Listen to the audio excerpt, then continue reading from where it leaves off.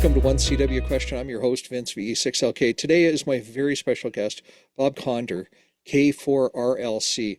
Now, you got to check out Bob's QRZ page because he's traveled all over the world. He loves operating, I'll call it beachside portable. Bob has been doing CW since his Boy Scout days. He's an instructor and coach with the Long Island CW Club and a tremendous guy whose wife says he has a strange relationship with CW. Hey, Bob, what's your one best tip for a CW learner, please? Hey, Vince, thank you. That's the best intro I've ever had, so that's memorable. Okay, as a student of CW, I've been a student since I was a Boy Scout a few years ago, and trying many different methods and making every possible error anyone could make.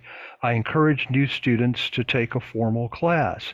This could be through your local radio club or Long Island CW or CW Academy.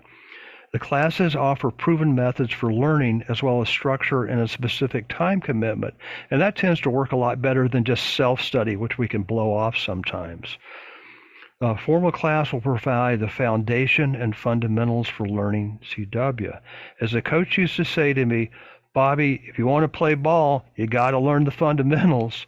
And I didn't listen real well to him either.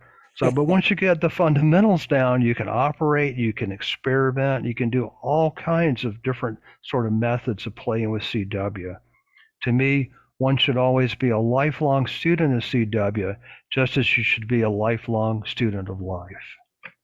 Right on. Well, Bob, thank you so much. These are great words and an awesome structured way to get into CW.